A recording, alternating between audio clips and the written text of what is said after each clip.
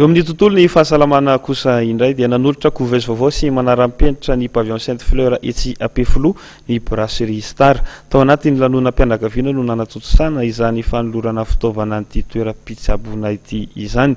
Napetraky ny Star ho lahara-pahamiana tokoa ny asa sosialy, indrindra ny fiarovana ny fahasalaman'ny reny sy ny zaza. Lova Ramanatsosy Mamy Rasoany Avatrano mitondra ny fandretetina ho antsika. Raha toa ka misy 540 taona nisan'ireo ho zaza teraka ao amin'ny pavillon Sainte Fleur etsy Ampefilo, dia mahatratra 580 kosa nisan'ireo zaza tsy ampy volana na nisy olana nandretra ny fahaterahana raisina tanana ao amin'ity toby fiterahana ity.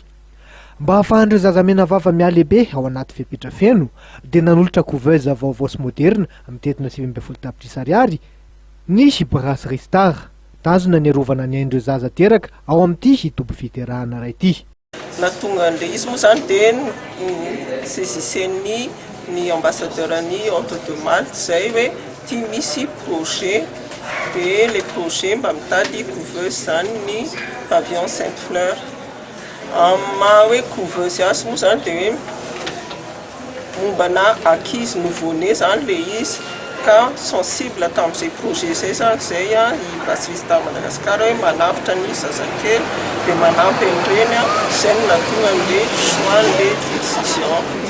Mahatratra 300 hatramin'ny 500 tapitrisa ariary isa-taona ny vola ompan'ny Star amin'ny fanatanterahana ireo asa sosialy maro samihafa sahaniny eo amin'ny sehatry ny fanabeazana, tontolo iainana, sosialy ary fahasalamana.